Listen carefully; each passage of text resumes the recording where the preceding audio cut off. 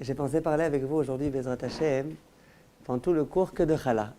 Dans la partie Ashkafa de Chala et dans la partie Halacha de Chala. Et c'est un sujet qui le mérite. Lorsqu'on parle de Chala, immédiatement l'image qu'on a, c'est l'image d'une mitzvah qui est magique. La mitzvah de la Ségoula. Quand on a besoin d'une Ségoula pour tout type de choses, une femme qui doit bientôt accoucher, Besha'a Tova, immédiatement on lui dit attention, avant l'accouchement, Afrashat Chala. Lorsque une personne veut avoir une bonne parnassa, il est écrit dans Chazal, fais très attention à Afrashat Chala, sois scrupuleux dans l'accomplissement de cette mitzvah, et Bezrat Hashem, tu auras une bonne parnassa. Pendant la Seret Yemei Teshuvah, quand on veut réussir à accumuler des mérites, disent immédiatement Chazal, Afrashat Chala. C'est que c'est une mitzvah qui est particulière, qui est particulièrement importante. Et le danger, bien évidemment, qui nous guette, à chaque fois qu'on nous parle de ségoulottes, c'est qu'on risque finalement de n'accomplir la mitzvah que pour la ségoula. On organise une Afrashat Chala, pourquoi ? Parce que telle personne a besoin d'une Yeshua, telle personne est malade, etc. Il ne faut pas oublier que s'il est vrai que c'est une mitzvah magique, que c'est une mitzvah qui a de grandes ségoulottes, ainsi que Chazal le disent, ce n'est pas ça l'essentiel. L'essentiel, c'est une mitzvah. Je viens préparer une pâte, il faut que je sache qu'au moment où je vais prélever la chala, je suis en train d'accomplir une mitzvah. Et une mitzvah extraordinaire, une mitzvah fabuleuse. Et cette mitzvah est tellement grande et tellement importante qu'elle recèle en elle des ségoulottes qui ont été explicitées il y a quelques instants. Et donc il faut bien qu'on retienne ça. Au jour d'aujourd'hui, on est dans une génération dans laquelle on nous dit « tu as un problème, donne la tzedaka ». Il y a des livres qui sortent de Va'ad HaRabbanim et autres qui s'appellent « Taramti venoshati ». C'est-à-dire j'ai donné de l'argent et j'ai eu une Yeshua. Alors s'ils le font, c'est sûr qu'ils ont raison, c'est sûr qu'ils le font pour entraîner les gens à donner. Quelquefois, on lit ces histoires-là, on se renforce en Emouna et en Bitachon. Mais le danger, malgré tout, qui nous guette, c'est de dire et de penser finalement que la raison pour laquelle on donne la tzedaka, c'est parce qu'on veut avoir des Yeshuot. Ça devient donc intéressé, ça devient égoïste, et c'est pas ça qu'Hachem attend de nous. Donc, il faut qu'on sache qu'au moment où on accomplit les mitzvot, on accomplit une mitzvah, et puis si au passage, on a le mérite, grâce à ça, d'avoir des Yeshuot, avec plaisir. Si jamais on organise cette mitzvah précisément dans un but bien précis, parce qu'il y a une personne qui a besoin d'une Yeshua, avec plaisir. Mais ne pas oublier que la mitzvah, c'est ça l'essentiel. Le fait qu'il y ait des ségoulottes dans la mitzvah d'Afrashat Chala, c'est parce que c'est une mitzvah. Et Chazal vont aller très loin lorsqu'ils vont nous parler de la Afrashat Chala. La Afrashat Chala se trouve dans la parashat de Shlach Lecha. Et à ce moment-là, il y a une juxtaposition dans la Torah entre la Afrashat Chala et la parasha qui traite de la Avodah Zara. Et la Gemara demande pourquoi cette juxtaposition-là entre Afrashat Chala et Avodah Zara. Et Rabbi Yochanan dit de façon explicite Lomar Lecha, Shekol Amekayem Mitzvat Chala, Keilu Bitel Avodah Zara. Quiconque accomplit la mitzvah du prélèvement de la Chala, c'est comme s'il avait complètement détruit l'idolâtrie. Vechol Amevatel Mitzvat Chala. Par contre, celui qui au contraire annule la mitzvah Chala, Keilu Kiem Avodah Zara, c'est comme si il avait donné du poids, il avait maintenu la Avodah Zara. Donc c'est fort. On est dans notre cuisine, vendredi matin, on est en train de faire une pâte, ça nous arrive à tous, à toutes, et puis on nous dit, au moment où on accomplit la mitzvah de Afrashat Chala, c'est comme si on avait détruit complètement la Avodah Zara. Magnifique. Et si jamais on n'accomplit pas la mitzvah, au contraire, c'est comme si on faisait de la Avodah Zara. Premièrement, quel rapport ? Quel rapport entre Afrashat Chala et Avodah Zara ? Et deuxièmement, où est-ce qu'on a vu dans toute la Torah un tel exemple ? Des mitzvot qui procèdent de la tzedaka, il y en a beaucoup. Mitzvot bikurim, on vient, on amène à Hachem. Mitzvot trumot ou maasrot, on prend les trumot ou maasrot, on les donne aux Kohen, aux Lévi, aux pauvres. Donc il y a d'autres mitzvot. Pourquoi Chazal ont mis l'accent justement sur la mitzvah de Afrashat Chala ? Si on veut continuer un petit peu, le Hagaot Maïmoniyot, l'un des grands Rishonim, écrit dans le pasuk Bevoachem el haaretz Chala tarimu. Au moment où vous arriverez dans la terre d'Israël, vous aurez la mitzvah d'accomplir le prélèvement de la Chala. Dit Hagaot Maïmoniyot, le lametra, c'est pour t'enseigner. Chez Zachou Israël et Kanes l'Eretz Israël, Kedé le Kayem mitzvat Chala. Pourquoi les Bnei Israël sont entrés en Eretz Israël, cette terre tellement sainte, tellement attendue, la terre promise, pour qu'ils puissent dans cette terre accomplir la mitzvah de Afrashat Chala. Donc ça valait le coup pour Hachem de nous faire monter en Eretz Israël pas simplement les falafels, mais aussi pour accomplir la mitzvah de Hafrashat Chala. Continue le Hagaot Maimoniot, un des Rishonim, c'était pas un blagueur, et il dit Tariag, quand on parle des 613 mitzvot, 613, Begimatria Zu Mitzvat Chala. C'est la valeur numérique des mots Zu Mitzvat Chala. C'est la mitzvah de Chala, Hagaot Maimoniot. Lela Metra, ça vient t'enseigner. Shekol Azair be Mitzvat Chala ou Mekaima, Karaoui, Keilu Kiem Kol Tariad Mitzvot Shebatorah. Celui qui accomplit la mitzvah de Hafrashat Chala comme il faut, c'est comme s'il avait accompli les 613 mitzvot de la Torah. Inouï. Une mitzvah qui n'est pas tellement fatigante, une mitzvah qui ne coûte pas tellement d'argent, parce que d'après la Torah, on peut donner un tout petit quelque chose et on s'est déjà acquitté. Et pourtant, celui qui accomplit cette mitzvah, c'est comme s'il avait accompli les 613 mitzvot. C'est phénoménal. Il y a beaucoup de mitzvahs comme ça, on dit que si on l'accomplit, c'est comme si on Il n'y a pas beaucoup. Shabbat. Non, il n'y a pas beaucoup. Il y en a un où on dit que... Shabbat, On ne dit pas que celui qui l'accomplit, c'est comme s'il accomplit les autres. On dit que celui qui l'accomplit, ça prouve qu'il a un kécher avec Hachem, que celui qui ne l'accomplit pas, c'est comme s'il n'avait rien accompli. Mais de dire que quand on accomplit une des mitzvot de Shabbat, c'est comme si on accomplissait, je ne me rappelle pas d'un enseignement tellement explicite. Il y a aussi écrit qu'il y a des mitzvot qui valent comme les autres. Écrit le tzitzit, il vaut comme les autres mitzvot. Mais il n'y a pas écrit c'est comme s'il avait accompli 113 mitzvot. Ça veut dire quoi, que Mamash, Je sais pas. qui fait la Hafrashat Chala, c'est qu'elle a vraiment accompli 113 mitzvot. Visiblement, le Gaot Maimoniot dit qu'au moment où on accomplit cette mitzvah, c'est une mitzvah un peu comme on dit qu'une personne qui jeûne, tel jeûne, un jeûne de la parole, c'est comme s'il avait jeûné tant et tant de jeûnes. C'est vrai, c'est-à-dire que visiblement, si on s'en tient à ce qui est écrit, et c'est un Rishon, un Posek Halakha qui l'écrit, c'est qu'il faut s'en tenir à ce qui est écrit. Donc c'est vraiment inouï cette mitzvah-là. Donc comment ça se fait? Où est-ce qu'on a vu ça concernant les autres mitzvot? En dehors de ça, vous savez que cette mitzvah-là, c'est une mitzvah qui est propre à Eretz Israël. Bevoachem el haaretz. Lorsque vous rentrerez en terre d'Israël, dans cette terre-là, il faudra que vous accomplissiez la mitzvah de Chala. Pourtant, vous allez m'objecter qu'en France, et aux États-Unis, et en Chine, et partout, au moment où on fait une pâte, on doit prélever le Chala. Comment ça se fait? Viennent ici les Chachamim avec une invention atomique, et ils disent « Shelo tishtakach Torat Chala mi-Israël ». Ça veut dire quoi? Si jamais en Chutz La'aretz, on n'accomplissait pas cette mitzvah, malheureusement, pendant tellement d'années, on n'était pas en Israël, on aurait oublié cette mitzvah. On aurait oublié exactement de quelle façon on l'accomplit, quelle quantité il faut. Et puis finalement, cette mitzvah se serait complètement oubliée. C'est la raison pour laquelle, même en Chutz La'aretz, on doit accomplir cette mitzvah. Pourquoi je dis que c'est une invention? Et c'est le Shulchan Aruch qui l'écrit explicitement. Siman Shin Chaf Bet, Shulchan Aruch explicite, la raison pour laquelle on accomplit la Hafrashat Chala en Chutz La'aretz, c'est pour ne pas que cette mitzvah s'oublie.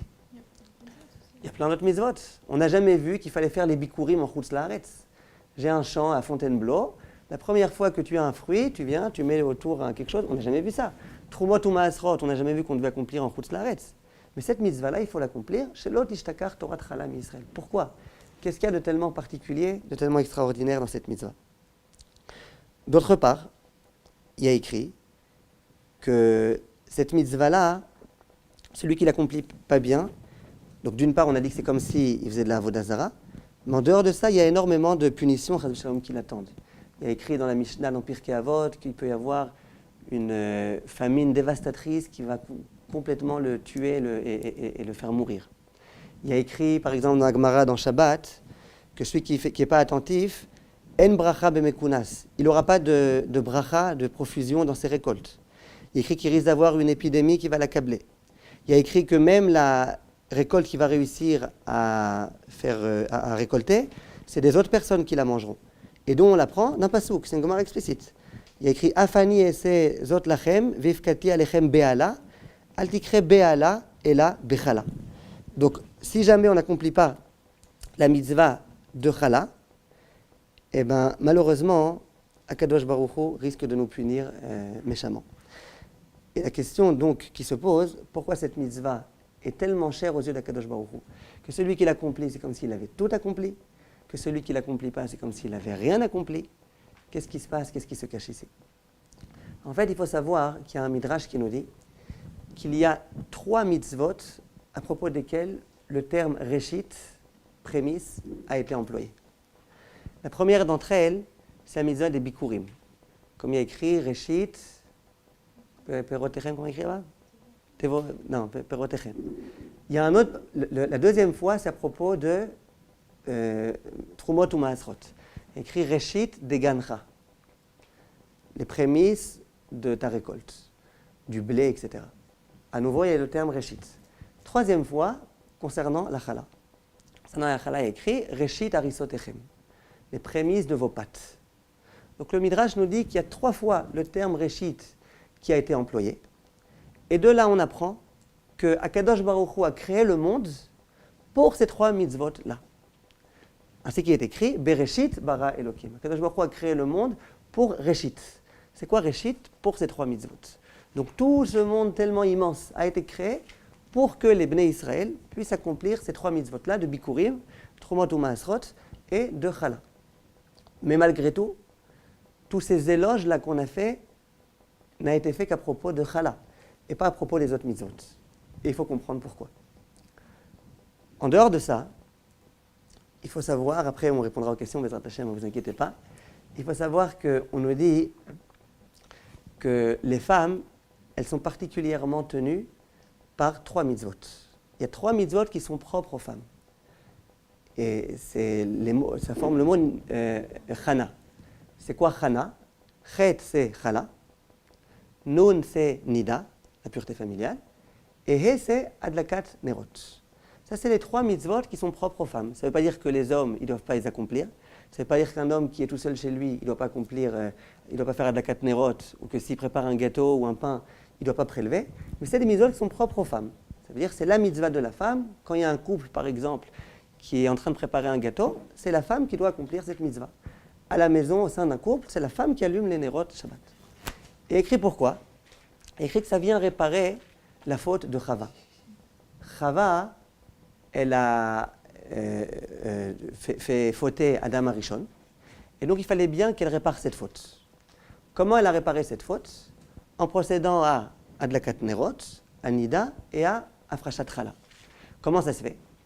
Dit le Midrash, dit Chazal, qu'est-ce qu'elle a fait Chana? Pas Chana. Qu'est-ce qu'elle a fait Chava? Elle a éteint la lumière. Chipta oro shel olam. Au moment où elle a fait fauter Adam, elle a éteint la lumière du monde. Adam, c'était la lumière du monde. Elle l'a éteint. Donc comment est-ce qu'elle va réparer cette extinction? En allumant les nérotes. Chava, qu'est-ce qu'elle a fait aussi? Elle a annulé on va expliquer. Chava, qu'est-ce qu'elle a fait aussi? Elle a Avda chalato shel olam. Elle a gâché, elle a abîmé la chala du monde. C'était qui la chala du monde? C'était Adam Arishon. On va expliquer. C'est la raison pour laquelle, pour réparer ça, elle va devoir elle-même prélever la chala. Donc, qu'est-ce qui se passe ici? Comment comprendre ce qui est écrit ici? En fait, il faut connaître le yesod de ces mitzvot-là, de la mitzvah de Bikurim, de la mitzvah de Afrashat Chala et de la mitzvah de Trumot ou Maasrot. Dit le Chinour la chose suivante. Mishorche mitzvah zu, sheratza Hashem lezakotenu, laasot mitzvah bereshit pirienu. Hashem a voulu nous donner le mérite d'accomplir la mitzvah dans les prémices de nos fruits et de nos récoltes. Leman da'at ki hakol shelo, pour qu'on sache bien, qu'on inculque bien au plus profond de nous-mêmes, que tout appartient à Hashem. Ve'en lo le'adam davar ba'olam, rak ma sheyechalek lo Hashem yitbarach bechasadav. Et l'homme n'a rien qui lui appartient en dehors de ce qu'Hachem lui a donné. Donc tout ce qu'on a, toutes nos richesses, tous nos fruits, tous nos légumes, tout provient d'Hachem. Ve'yavinze, et comment est-ce qu'il va bien intégrer ça? Biroto, en voyant, ki achar sheyaga adam kama yegiot, ve'tarach kama trachim be'olamo. Une fois que l'homme s'est fatigué énormément, ve'egia lizman she'asa peri, et puis finalement, après tant de labeur, son champ donne des fruits. Ve'chaviv alav reshit pirio kebabat aino. Et les prémices de ces fruits, les premiers fruits qu'il voit pousser, ils sont chers à lui comme la prunelle de ses yeux. Miyad notno la kadosh baruch hu. Immédiatement, il prend cette prunelle et à qui il l'adresse? À Hashem. Ou mitroken reshuto mimeno ou machniso lirshut bor'o. Et il se départit de cette appartenance-là et il la donne à Kadosh baruch hu. Donc, de là, on voit que le yesod de ces mitzvot-là, c'est de dire, j'ai des fruits qui viennent de pousser, c'est les miens, c'est moi qui me suis fatigué. c'est mes tracteurs qui ont fait toutes ces choses-là. Non, je prends le premier fruit, bikurim, je le donne pour Hachem. Les fruits, un dixième, un cinquantième, un je ne sais pas combien, je le prends, je le donne au Kohen, je le donne au Lévi. Afrashat chala, pareil. Je prends la chala, je le donne au Kohen. Tout ça pour bien montrer, non, rien ne m'appartient. Tout ce qui m'appartient, en fait, ça appartient à Kadosh Baruch Hu, et Hachem me demande de partager ce que je reçois de façon équitable, ainsi qu'Hachem l'a décidé. Donc le yesod de ces 3 mitzvot-là, c'est ce qu'on vient de dire à présent. Au moment où l'homme vient et qui prélève la chala, qui prélève Trumot ou Maasrot, qui donne les bikurim, il a soit en lui cette confiance-là, cette foi, que tout ce qui se passe, tout ce qui me provient, ça provient d'Akadosh Baruch Hu, et je lui attribue ces choses-là. Si on se réfère aux premiers sacrifices qui ont été donnés par les êtres humains, c'était Caïn et Hevel. On dit que Caïn, lui, il a donné des sacrifices de ses fruits. Il avait des champs, et il a donné des sacrifices de fruits. On dit que Hevel, au contraire, lui, qu'est-ce qu'il a fait? Il a donné Bechor Tsono. Il a pris les Bechorot, les premiers-nés de ses troupeaux, et c'est eux qu'il a donnés en sacrifice, qu'il a offert à Kadosh Baruch Hu.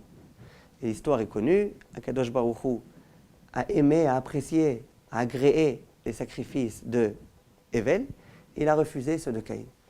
Dit Razal, pourquoi? Parce que Hevel, il a donné le meilleur de ses troupeaux. Il a pris les Bechorot, les premiers-nés, les plus vigoureux. C'est eux qu'il a donnés à Hachem. Par contre, Caïn, qu'a-t-il fait? Il a pris les bons fruits pour lui, et puis il a donné les mauvais fruits, ce qui restait, la fin des fruits, non pas le prémisse, mais au contraire ce qui restait, il l'a donné à Hachem. Il y a un sefer dans lequel il explique, à Maor Sheba Torah, il pose la question et il explique de la façon suivante.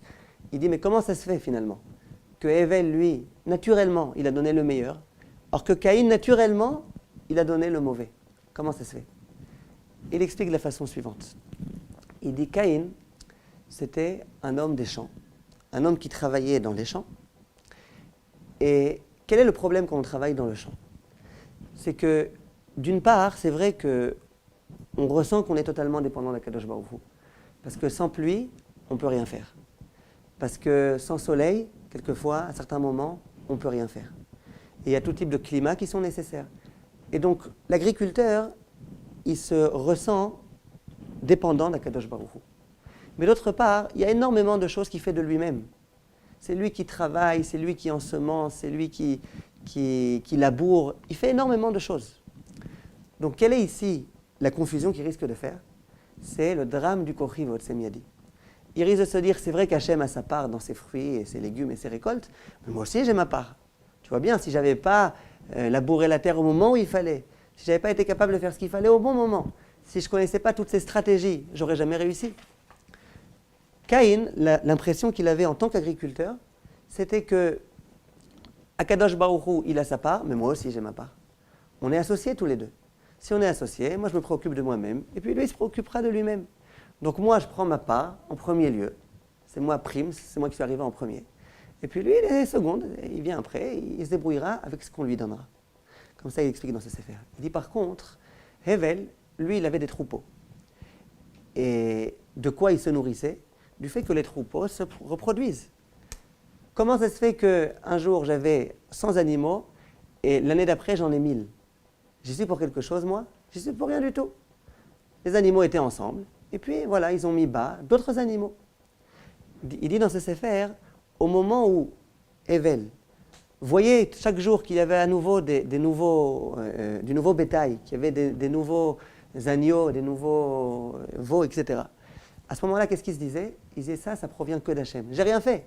C'est pas que je me suis mis à chanter et puis ça les a fait naître, c'est pas ça. C'est Hachem qui a tout fait de lui-même. Donc, Hevel était conscient que tout provient de Hachem. Si tout provient de Hachem, eh bien je dois lui donner. C'est la moindre des choses, que tout d'abord je l'honore du meilleur, et puis ensuite ce qui reste, je le garderai pour moi. Voilà de quelle façon il explique. Et donc, Hevel, lui, il a donné le meilleur. Caïn, lui, malheureusement, a failli à cause de cette chose-là. Viennent Chazal et veulent, en se servant de cet exemple-là, expliquer et répondre aux questions qu'on a posées. Qu'est-ce qui se passe dans Trumot ou Maasrot, par exemple. On a dit, il y a d'autres mitzvot, il n'y a pas que Chala. Trumot ou Maasrot, c'est à peu près la même démarche que Chala. Trumot ou Maasrot, je prends les prémices de ma récolte et puis je les donne aux Kohen, aux Lévi, aux pauvres. Donc c'est exactement la même chose. Quelle différence? Pourquoi la Chala, elle est particulièrement importante, considérée aux yeux d'Akadosh Baruch Hu? Disent Chazal, écoutez bien, ils disent comme ça. Au moment où j'ai pris mon fruit, je me suis rapproché de mon arbre, j'ai vu qu'il y avait par exemple un grenadier. J'ai vu que c'était cette grenade-là la première. Immédiatement, j'ai mis un signe pour savoir que cette grenade-là, je l'amènerai en tant que bikurim. D'accord? Donc, c'est vrai que j'avais le risque d'échouer comme Caïn a échoué. Et de me dire, cette grenade, elle n'est pas Hachem, elle est qu'à moi. Comment je répare cela? Comment je prouve que ce n'est pas vrai? Je suis conscient que c'est Hachem qui fait tout. Je suis conscient que ces grenades-là appartiennent à Hachem, que c'est grâce à lui que je les ai obtenues, en procédant à la mitzvah de bikurim. Donc, je procède à bikurim. Ensuite, je prends toutes mes grenades, je les fais rentrer chez moi. À ce moment-là, Trumot ou Maasrot, je fais tout ce qu'il faut comme il faut. Et puis, immédiatement, ensuite, qu'est-ce que je vais faire? Je vais manger. Entre le moment où j'aurai prouvé de façon explicite que je sais que tout provient de Hachem et le moment où je vais consommer les fruits, est-ce qu'à un moment donné, je vais pouvoir commencer à m'embrouiller et à croire que c'est moi qui ai fait quelque chose? Non. Si déjà je pouvais commencer à m'embrouiller, c'était au moment où je vois les beaux fruits. Mais au moment où j'ai vu ces beaux fruits, immédiatement j'ai corrigé le tir en disant Bikurim, ça c'est pour Hachem. Trumot ou Maasrot, ça c'est pour Hachem. Kohen, Lévi. Donc j'ai déjà prouvé explicitement que je n'avais pas failli, que j'étais conscient que tout provenait d'Hachem. Une fois que je sais que tout provient d'Hachem, je vais manger mes fruits. Et puis il n'y a plus aucun risque. Par contre, il y a une grande différence concernant la mitzvah de Hafrashat Chala. C'est qu'une fois que j'ai récolté toute ma récolte et que je l'ai fait rentrer chez moi à la maison et que j'ai procédé déjà au Trumot ou Maasrot de cette récolte, ensuite il y a encore énormément d'étapes à réaliser pour pouvoir arriver à la Chala. Ainsi qu'il est écrit que dans le pain, il y a 10 melachot qui sont faites. Il y a Harisha, il y a Zriya, il y a Disha, il y a les napotes, il y a 10 melachot qui sont faites. C'est pour ça qu'écrit dans le Beth Yosef, par exemple, au moment où on prend le pain, le Shabbat par exemple, c'est bien de prendre le pain entre les 10 mains, pour se rappeler qu'il y a 10 melachot qui ont dû être faites et qu'Akadosh Baruch Hu nous a permis d'accomplir pour avoir ce pain. C'est pour ça qu'il y a 10 mots dans la bracha de Hamotzi Lechem Min Haaretz. Si vous comptez les mots de Hamotzi Lechem Min Haaretz, c'est la seule bracha où il y a 10 mots. Boré Peri Adama, il y en a 9. Boré Peri Haetz, il y en a 9. Boré Peri Gefen, il y en a 9. Hamotzi Lechem Min Haaretz, il y en a 10. Au moment où, ça y est, j'ai déjà prouvé que je savais que tout provenait d'Hachem parce que j'ai donné Trumot ou Maasrot de mon blé. Ensuite, il va y avoir tellement d'étapes qui vont dépendre plus que de moi que je risque à nouveau d'oublier complètement l'intervention d'Hachem dans la préparation de mon pain. Pourquoi? Ça y est, j'ai déjà prélevé Trumot ou Maasrot. Maintenant, finalement, qui est-ce qui va moudre la farine? C'est moi. Qui est-ce qui va, comment on dit les napotes, tamiser la farine? C'est moi. Qui est-ce qui va pétrir la pâte? C'est moi. Qui est-ce qui va savoir exactement combien de sucre mettre et combien de ceci et combien de cela? C'est moi. Qui est-ce qui va savoir enfourner comme il faut et sortir du four comme il faut? C'est moi. Donc c'est moi, c'est moi, c'est moi, c'est moi, c'est moi. Et comment vous voulez qu'après tous ces mois-là, la personne ne commette pas la tragique erreur du Kochri Votsem Yadi? C'est dangereux. Alors dans Trumot ou Maasrot, c'était pas compliqué. Parce que je suis rentré dans mon champ, j'aurais pu commettre l'erreur immédiatement, j'ai accompli la mitzvah de Bikurim. Dès que les choses sont rentrées chez moi à la maison, immédiatement, je me suis dit, allez, Trumot ou Maasrot, j'ai prouvé que tout provient d'Hachem. Et immédiatement, j'ai consommé les choses. Mais par contre, quand je vais devoir moi-même intervenir, me servir de tout mon art, à ce moment-là, il y a un risque. Il y a le risque du Kochri Votsem Yadi. Vient la mitzvah de Chala me rappeler que ne crois pas que c'est toi le très bon cuisinier, ne crois pas que c'est toi le cordon bleu. Non, ne crois pas. Ne crois pas. C'est Hachem qui t'a aidé à tout accomplir. Hachem t'a aidé et a fait en sorte que le blé puisse pousser, c'est vrai. Hachem t'a aidé ensuite à pouvoir tout récolter et amener à la maison, c'est vrai, mais ça ne s'est pas arrêté là. Ensuite, Hachem t'a aidé aussi à cuisiner ce pain tellement bon que tu es en train de consommer maintenant, que tu vas bientôt consommer.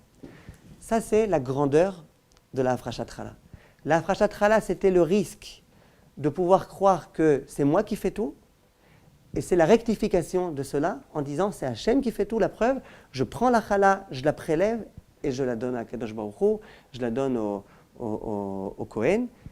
Et c'est de cette façon-là qu'on prouve qu'on est conscient que c'est Hachem qui fait tout. Un peu comme le principe du Shabbat, en fait, non? De quoi? Que, en fait, toute la semaine, on est censé intervenir dans la création du travail, on fait des choses, et le Shabbat s'arrête complètement, on ne fait plus de mélachote. On reconnaît On prouve, ouais. que c'est Kadosh Baruch Hu qui est le maître. D'accord. Le principe que le Maaser. Comment ça?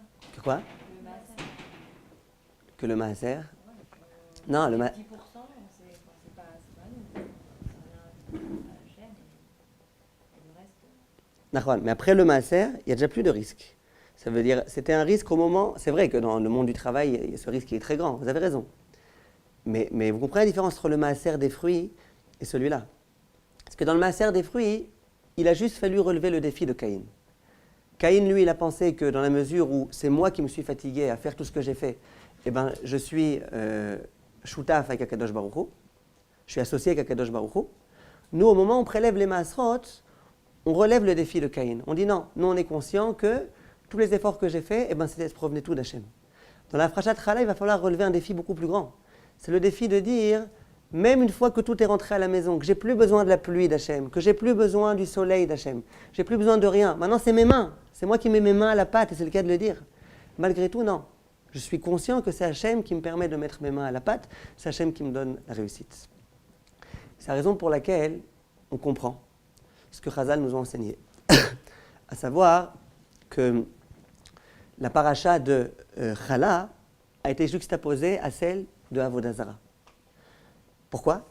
Nous dit Rabbi Yochanan, pour qu'on soit conscient du fait que celui qui accomplit la mitzvah de Chala comme il faut, il détruit la Avodah Zara. C'est quoi la grande Avodah Zara? La Avodah Zara, c'est penser c'est moi qui fais, c'est moi qui gagne, c'est moi qui ceci, c'est moi qui cela. C'est ça la plus grande Avodah Zara. Au jour d'aujourd'hui, vous connaissez encore beaucoup de gens qui se prosternent devant des idoles. Aujourd'hui, la vraie Avodah Zara, c'est la Avodah Zara de croire c'est moi le maître, c'est moi qui fais ce que je veux, et puis c'est tout. Comment on fait pour détruire cette Avodah Zara-là? En montrant bien. Même quand je pensais que c'est moi qui faisais tout, en fait, c'est pas moi qui fais tout, c'est Hachem qui fait tout. C'est Hachem qui m'aide à tout faire, et ça, je le fais en prélevant la chala. Si je ne prélève pas la chala, la chas v'shalom. Ça prouve que je pense que c'est moi qui ai fait. Et donc, il n'y a aucune raison que je donne à Hachem. Il n'y a aucune raison que je donne au Kohen. Bien qu'Hachem me l'a ordonné. C'est moi qui ai fait. Ça m'appartient à moi. D'accord, toi Hachem, tu m'as aidé à me donner de la pluie. Trouve-moi tout ma asrot, j'ai donné. Mais pourquoi chala? Non, chala, je ne donne pas. Quand je ne donne pas la chala, je prouve que je pense que c'est moi qui ai fait.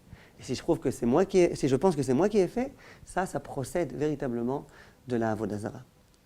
Pourquoi cette mitzvah-là était tellement importante? Pourquoi on nous dit que celui qui accomplit cette mitzvah-là, c'est comme s'il avait accompli les 613 mitzvot? Parce que le principe de base de tout le judaïsme, c'est la émouna. C'est savoir que c'est Hachem qui fait tout. C'est le préambule aux 613 mitzvot. Dans la mesure où j'accomplis cette mitzvah-là, je montre bien que je suis entre les mains d'Hachem, que je suis soumis à Hachem, et de cette façon-là, je pourrai ensuite accomplir toutes les autres mitzvot. On a demandé pourquoi c'était tellement important quand on se trouve en Chutz La'aretz, que malgré tout on accomplit cette mitzvah précisément. Qu'est-ce qu'elle a cette mitzvah de particulier, plus que les autres mitzvot? Réponse, on a compris maintenant ce qu'elle a cette mitzvah de particulier. C'est la mitzvah de la Emouna, c'est la mitzvah grâce à laquelle on peut prouver que c'est Hachem qui fait tout. Et ça, c'était l'urgence de l'urgence. Si cette mitzvah-là, on l'oublie, c'est la fin du monde. Il n'y a plus de judaïsme, il n'y a plus de Torah, il n'y a plus de Hachem, il n'y a plus rien du tout. La condition sine qua non à ce qu'on garde notre judaïsme, c'est qu'on retienne que c'est Hachem qui fait tout, c'est Hachem qui nous donne la vie, c'est Hachem qui s'occupe de nous, c'est Hachem qui nous guérit, c'est Hachem qui nous donne la parnassa. Et ça, c'était l'urgence. On ne pouvait pas s'amuser en Chutz La'aretz à accomplir toutes les mitzvot. Or, cette mitzvah-là, qui était l'urgence de l'urgence, celle-là, on l'a accomplie. Lorsque... Pourquoi c'est si important et on prélève que quand il fait un certain nombre de pâtes?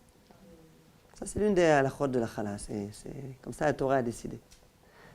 Si c'est important, pourquoi on ne fait pas? Non, c'est important dans la mesure où il y a la quantité. Il y a des conditions à chaque mitzvah. Pourquoi c'est important qu'il y a plein de mitzvot qui dépendent de certaines conditions. Si la mezouza c'est tellement important, pourquoi je ne mettrais pas une mezouza même si je n'ai pas de maison? Non, la halakha, c'est de mettre une mezouza à la maison. Il n'y a pas une autre mitzvah aussi qu'on fait en Chutz La'aretz avec comme raison de ne pas l'oublier et que la chala? Il n'y a pas d'autres mitzvahs? Peut-être d'autres, je ne sais pas, je n'ai pas en tête maintenant, mais celle-là, c'est la mitzvah importante. Enfin, vous avez mis deux, c'est parce qu'on se souvient qu'on a fait ça. Ça, c'est, ouais, ça, c'est autre chose. Nida, c'est son zachar de quoi? Oh, voilà, alors, très bien. Alors, vous avez posé la question, c'est quoi cette chalato shel olam? Alors, regardez, lorsque Adam Arishon a fauté, à cause de Chava, on dit qu'à cette faute étaient accompagnées les trois plus graves fautes de la Torah, à savoir Avodah Zara, Giloy Arayot et Shvichut Damim. Comment ça se fait? Dit le Midrash, dit Rabbi Shimon Bar Yochai dans le Zohar, qu'est-ce qui s'est passé? Le serpent est venu s'adresser à Chava. Et il a dit à Chava, écoute, tu sais pourquoi Hachem a refusé que vous mangiez du Etz Hadat, Tov Vara? Parce que Hachem, il faut que je vous dise son secret. Hachem lui-même, il n'a aucune force. Toute sa force, elle lui provient de la consommation de cet arbre. C'est un arbre magique. Hachem, il a consommé cet arbre, et grâce à ses fruits miraculeux, il a réussi à créer le monde. Donc vous comprenez bien que Hachem, il ne vous permet pas de manger cet arbre-là, sinon vous allez être ses concurrents. Donc Hachem a interdit. Il écrit qu'à ce moment-là, Chava, il dit « Anachash hazeh ishiani ». Dit Chazal, ishiani, ça vient du lachon nisouin. Le serpent, il s'est véritablement allié à elle. Il a eu une union avec elle. Il est écrit qu'au moment où il a eu une union avec elle, donc bien évidemment c'était du Gilouy Arayot, c'était de l'inceste. Et à ce moment-là, on dit « Witil bazouama ». Je ne sais pas exactement ce que ça veut dire, mais en tous les cas, il l'a rendu complètement impur. Et il y a plein de Chazal qui disent que cette zouama-là, au moment du Arsina, etc., elle l'a quitté. Ce n'est pas notre sujet maintenant. En tous les cas, la première faute qu'il y a eu, c'était Gilouy Arayot, une union entre un animal et Chava. À cause de cette faute, qu'est-ce qui va se passer? Les humains vont devenir mortels. Ça, c'est Shvichut Damim. À cause de cet acte du Nachash et de Chava, l'homme va devenir mortel, donc la Shvichut Damim de tous les hommes qui vont mourir un jour. Mais où se trouve ici la Avodah Zara? Dit Chazal, ça a été la Avodah Zara. Au moment où Chava est venue et qu'elle a réussi à inciter Adam Arishon à manger de ce fruit, il y a écrit dans Chazal que Adam Arishon, à ce moment-là, il a été kofer baïkar. Il a complètement blasphémé, il a complètement renié l'existence de Hachem. Comment ça se fait? Comment on peut penser un instant que Hachem a toute sa force de la consommation d'un arbre? C'est pas possible ça. Hachem existait avant cet arbre. Alors, si on est capable de penser que Hachem a existé après cet arbre, qu'il y a quelque chose qui a précédé Hachem, c'est déjà de la kfira, c'est déjà de kofer baïkar. Donc Adam Arishon, à ce moment-là, il a été kofer baïkar. Donc il y a eu trois fautes qui ont été commises à ce moment-là. Avodah Zara, Gilouy Arayot, Shvichut Damim. Dit Chazal, comment est-ce qu'on répare ça? Comment la femme répare ça? Parce que finalement cette faute est provenue de la femme. En accomplissant Afrashat Chala, en accomplissant Nida et en accomplissant Adlakataner. Comment ça se fait? Alors Nida, on comprend. Il y a eu ici, dans les relations conjugales, quelque chose d'interdit qui a été commis. Et donc, on répare ça en faisant attention à la Chot Nida. La Chot Nida, c'est aussi relié à la Kedusha, aux relations, etc. Donc ça, c'est réparé par la pureté familiale. Comment est-ce qu'on répare la faute de Adlakataner, comment on dit, de Shvichut Damim, par Adlakataner? À cause de cette faute de Chava, l'homme est devenu mortel. Il y a tellement de lumières qui se sont éteintes, tellement d'hommes qui sont morts et de femmes qui sont mortes. Comment on va réparer ça? En rétablissant une lumière, en allumant la lumière, Ner Adam, Ner Hashem, etc. On répare ça. Comment on répare ça? On répare en allumant le Ner. Comment on répare la faute de Avodah Zara? En accomplissant la Chala. Comment ça se fait qu'on répare la faute de Avodah Zara en accomplissant la Chala? Je crois que maintenant vous avez bien compris. Quelle était la faute de Avodah Zara? Tu crois qu'Hachem n'existe pas? Tu crois qu'il y a des choses qui ont précédé à Hachem? Tu crois qu'Hachem n'est pas capable de tout faire? Comment on répare ça? Afrashat Chala. C'est Hachem qui fait tout. On rétablit cette vérité-là. On efface complètement le Kochiv Rotsem Yadi. On admet et on accepte que c'est Hachem qui fait tout. De cette façon-là, on répare cette faute-là. Juste une demi-seconde. Et c'est ce qui est écrit. Chava, qu'est-ce qu'elle a fait? Elle a éteint Oro Shel Olam, qui était Adam Rishon. Et elle a aussi abîmé Chalato Shel Olam. C'était qui la Chala du monde? La chala du monde, c'était Adam Arishon. C'est-à-dire quoi que Adam Arishon, c'était une chala. Le Maharal explique et il dit que comment Hachem a créé l'homme, il l'a créé comme on crée un ustensile. Il a pris de l'argile, il a pris un peu d'eau, il a tout mélangé, comme on fait une pâte. Il a pétri cette pâte, et c'est écrit dans Chazal, que Hachem, à un moment donné, pour créer l'homme, il a pétri ce qu'il avait face à lui, et puis de ça, finalement, Hachem a donné naissance à une vie. C'est de cette façon-là que Hachem crée l'homme. Donc l'homme, d'une certaine façon, et pas que l'homme, toute l'humanité, tous les animaux, tout, en quelque sorte, c'est une espèce de pâte. Que fait Hachem? De cette pâte-là, il va prélever la chala. De la même façon que la femme, elle se trouve dans sa cuisine, elle a face à elle de la pâte. Cette pâte-là, elle n'a rien de sacré du tout, c'est de la farine avec de l'eau. Et puis à un moment donné, elle décide, cette partie-là, je la prélève, ça devient kadosh. Comment ça devient kadosh? Parce que la femme l'a prélevée et qu'elle a décidé que cette partie-là deviendrait kadosh. Dit le Maharal, à Kadosh Baruch Hu, c'est la même chose. Au moment où il a créé toute l'humanité, il avait toute une pâte face à lui, comme ça, une espèce de bouillabaisse. Et dans cette bouillabaisse, il y avait des hippopotames, il y avait des lions, il y avait des animaux, il y avait tout type de choses. Et de tout cela, Hachem a décidé, à présent, je prélève la chala. C'est qui cette chala qui va être particulièrement sainte, particulièrement sacrée? Ça va être Adam Arishon. Qu'est-ce qu'on croit? Adam Arishon, c'était n'importe quoi. C'était Kadosh. Pourquoi il était Kadosh? Parce que Hachem l'a sorti du lot. Adam Arishon était Kadosh. Adam Arishon, c'était Chalato shel Olam. C'était la chala du monde. Chava, c'est la chala d'Adam. Pardon? Chava, c'est la chala d'Adam. Non, au contraire. Et Chava, qu'est-ce qu'elle a fait? Elle a abîmé cette chala. Elle a dit à Adam... Hein? Ah, d'accord. D'accord. Donc, qu'est-ce qu'elle a fait, Chava? Chava, elle a abîmé cette chala. Cette chala qui était tellement sainte, Chava, elle est venue et elle l'a abîmée. Comment est-ce qu'elle va réparer ça? En prélevant la chala. Donc, on comprend à présent pourquoi cette mitzvah est tellement magique. Ce n'est pas stam une mitzvah. Pourquoi c'est une mitzvah qui recèle en elle tellement de vertus? Parce que c'est une mitzvah particulièrement importante. C'est une mitzvah durant laquelle on affirme à chaque instant, c'est Akadosh Baruch Hu qui fait tout.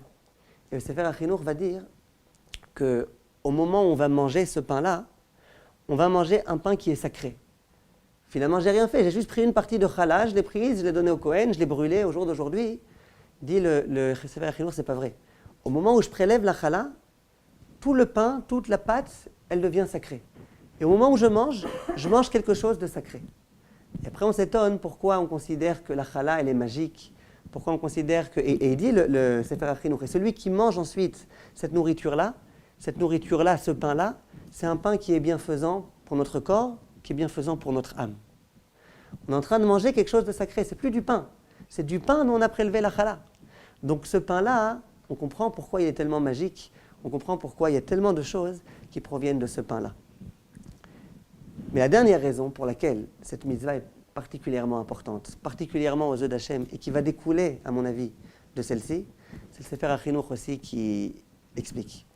Il dit quelle différence entre Trumot ou Maasrot, par exemple, et entre Chala. Il dit il y a une très grande différence. Dans Trumot ou Maasrot, d'accord, j'ai prélevé mes grenades, j'ai toutes mes grenades, maintenant je vais devoir prendre une partie des grenades et je vais les donner au Kohen ou au Lévi ou aux pauvres. J'ai récolté par exemple mon blé, mon orge, mon avoine, et je vais devoir à ce moment-là donner une partie au Kohen, au Lévi ou aux pauvres. Une fois que j'ai donné cette récolte au Kohen, au Lévi ou aux pauvres, qu'est-ce qu'il va devoir faire? Il va devoir lui maintenant faire toutes ces étapes-là, de moudre et de vanner et de pétrir et de cuire, et ça va être fatigant. Il n'a pas un produit tout prêt face à lui. Il n'a pas une manachama. Manachama, c'est on verse de l'eau chaude et puis c'est fini. Il n'a pas ça, il va devoir se tuer pour pouvoir réussir finalement à obtenir du pain. Donc au moment où je donne Trumot ou Maasrot, je ne suis pas tellement attentif aux besoins de l'autre. Par contre, quand j'accomplis la mitzvah de Chala, il faut l'accomplir une fois que la pâte est déjà prête. La pâte est déjà prête, je suis déjà fatigué. Je donne un produit fini, un produit qui est utilisable, profitable immédiatement.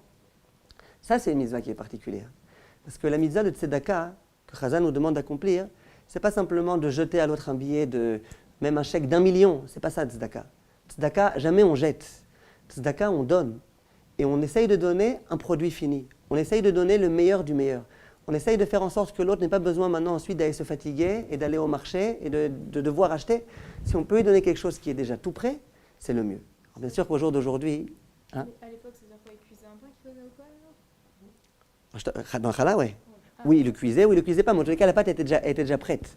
C'est qu'une fois que la pâte est prête qu'on doit donner. Il n'y a pas de challah avant que la pâte soit prête. Une personne qui prélève la challah de la farine, ça vaut rien du tout. La challah, c'est une fois que la pâte est prête. Donc cette mitzvah-là, ce qu'elle a de particulier, entre autres, par rapport aux autres mitzvot, c'est que quand on accomplit cette mitzvah-là, on montre bien. C'est pas simplement que j'essaye de m'acquitter de mes devoirs envers l'autre, c'est que j'essaye vraiment de me mettre à la place de l'autre et de lui donner la chose qui sera la plus profitable possible, le plus vite possible, au moment où je viens l'accomplir. Et ça me rappelle une histoire que la Gemara raconte à propos de Mar Ukva.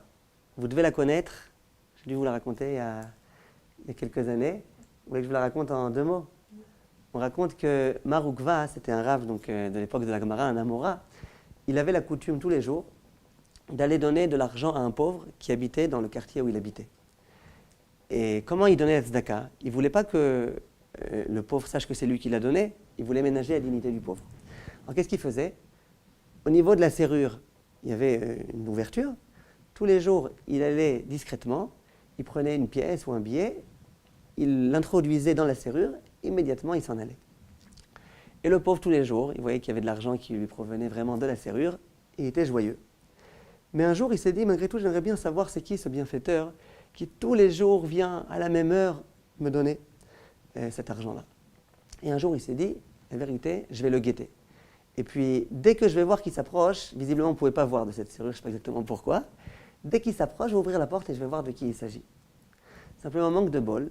Ce jour-là, Mar Ukva, au moment où il a été au Beth Midrash, sa femme, elle lui a proposé l'idée suivante. Elle lui a dit, tu veux que je t'accompagne aujourd'hui au Beth Midrash, on fait une petite promenade ensemble? Le Rav était ravi de la proposition, il lui a dit, avec plaisir, viens, on va ensemble au Beth Midrash. Maintenant, la femme, elle était avec ses talons. Et quand elle marchait, vous imaginez le bruit que ça faisait. Non, Chas v'Shalom, je ne la suspectais pas de faire trop de bruit, mais je veux dire, en tous les cas, le pauvre, il a su qu'il y avait des gens qui étaient en train de s'approcher. Au moment où ils étaient vraiment tout près de la porte, le pauvre immédiatement ouvre la porte. Eux, immédiatement, ils sont affolés. Ils se retournent, ils commencent à courir dans la direction inverse, et le pauvre, il commence à leur courir après. Et vous vous imaginez la course dans la rue, le Rav avec sa femme qui sont en train de courir, elle avec ses talons qui essayent de ne pas tomber, et puis le pauvre qui est en train de lui courir après. Jusqu'au moment où ils ont vu Mar Ukva et son épouse qu'il n'y avait aucune échappatoire, il y avait face à eux, tout était complètement fermé, il n'y avait qu'un four qui était encore très chaud. Réflexe immédiat, les deux, ils ont sauté dans le four et ils se sont dit oui, on ne peut pas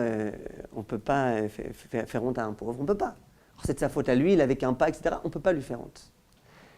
Et la Gemara raconte l'épisode qui s'est produit dans le four. Dans le four, on raconte que Mar Ukva, il commençait à sentir que ses pieds commençaient à brûler. Il n'avait pas de billafine. Et il voyait que sa femme était complètement sereine. Alors il lui dit, qu'est-ce que tu as? Elle lui dit, il dit, j'ai mal aux pieds, je commence à brûler. Elle dit, ah ouais? Moi, je sens rien du tout. Alors, c'est évident, elle avait des talons. Non, mais en dehors des talons, elle ne sentait rien du tout.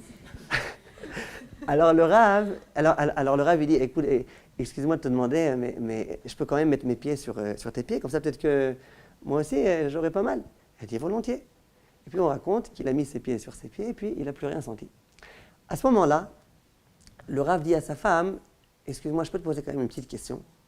Comment ça se fait que toi, tu sens rien, et que moi, j'ai mal? C'est quand même pas juste. Alors, elle lui dit, tu veux que je t'explique? Moi, je la connais, la raison. Il dit quoi? Elle dit, tu sais, toi, tu donnes la tzedaka. C'est vrai, tu es en train d'accomplir une mitzvah, là. Et moi aussi, je donne la tzedaka. Qu'est-ce que tu crois? Quand toi, tu vas au Beth Midrash, je crois qu'il n'y a pas des gens qui tapent à la porte pour me demander la tzedaka? Elle dit simplement, il y a une différence entre ta tzedaka à toi et la mienne. Il dit, ah ouais? C'est quoi la différence? Et lui dit, regarde, toi, qu'est-ce que tu fais? Tu vas, tu prends une pièce et tu la donnes au pauvre. Ensuite, le pauvre, il doit prendre cette pièce. Il doit aller au marché, il doit acheter des fruits et des légumes, il doit les éplucher, il doit les laver, il doit les couper, etc., etc. Et puis finalement, après quelques heures de labeur, il aura un plat complètement prêt. Il dit, mais moi, qu'est-ce que tu crois? Moi, je suis à la maison. Au moment où les gens viennent, je leur donne des escalopes, je leur donne même du sel et du poivre et tout ce qu'ils veulent. Moi, je leur donne une nourriture qui est déjà prête. L'écriture, ce qui est écrit là-bas, c'est « Mekarva anatayu ». Et Rachid dit là-bas 2 choses. Il dit, toi, on ne sait jamais où t'es. C'est vrai, les rabbinim, on ne sait jamais où ils sont. Une fois, il peut être à un cours ici, une fois là-bas, une autre fois, il se cache pour que personne ne dérange. On ne sait jamais où ils sont. Alors les pauvres, ils veulent de l'argent, ils vont te chercher ici, là-bas, et tu les fatigues, les gens. Moi, les gens, ils savent que je suis toujours à la maison, donc c'est pas compliqué. On veut la rabbinite ou gva, on tape à la porte, il n'y a pas de problème. Donc premièrement, moi, je suis joignable, je suis présente. Mais en dehors de ça, toi, tu donnes de l'argent, moi, je donne quelque chose de complètement prêt. C'est à peu près ça, la notion de la chala. La chala, c'est pas simplement je donne, c'est je donne un produit qui est prêt, qui est bon, et je me préoccupe vraiment de l'autre. Voilà pourquoi cette mitzvah-là est aussi particulière. Parce que c'est une mitzvah de vrai chesed. Pourquoi je dis que c'est relié à tout ce qu'on a dit au tout début, à mon avis? Parce que l'un dépend de l'autre. Si jamais je pense que mon argent, c'est le mien, mon argent, c'est moi qui l'ai gagné, c'est moi qui me suis fatigué à le gagner. Alors déjà, quand il y a un pauvre qui vient, j'ai aucune envie de lui donner. T'as qu'à travailler, t'as qu'à te débrouiller. Et puis si j'accepte de lui donner, c'est déjà pas mal que je lui donne. Enfin, en plus que je lui donne du sel et du poivre, débrouille-toi, mange comme ça, quoi. T'es un pauvre, de toute façon, t'es un clochard. Si par contre je prends conscience du fait que non, mon argent, c'est pas mon argent. Hachem m'a donné de la réussite, donc j'ai eu de l'argent. Et Hachem me demande maintenant de le donner à Tzedaka. Alors si jamais je suis conscient de ça, c'est pas simplement que je donne, c'est que je suis conscient que la raison pour laquelle Hachem m'a donné cet argent, c'est pour le distribuer, mais pour bien le distribuer, de la façon la meilleure. Donc je le distribue avec le sel, avec le poivre, avec le sourire, en étant présent. C'est la raison pour laquelle cette mitzvah-là, c'est une mitzvah particulière. C'est un plaisir qu'on puisse, Bezrat Hashem, s'engager dans l'étude de ces halachot-là, et qu'on retienne bien que c'est vrai que c'est une mitzvah qui a plein de ségoulottes, et la raison pour laquelle il y a tellement de ségoulottes qui débordent de cette mitzvah, c'est parce que c'est une mitzvah elle-même tellement riche, une mitzvah de Emouna, une mitzvah de Chesed. J'ai mis à Zor qu'on ait le mérite d'accomplir cette mitzvah, et qu'on ait toujours des Yeshuot, avec cette mitzvah, sans cette mitzvah, Bezrat Hashem, qu'on ait que des Yeshuot, Bezrat Hashem, toujours.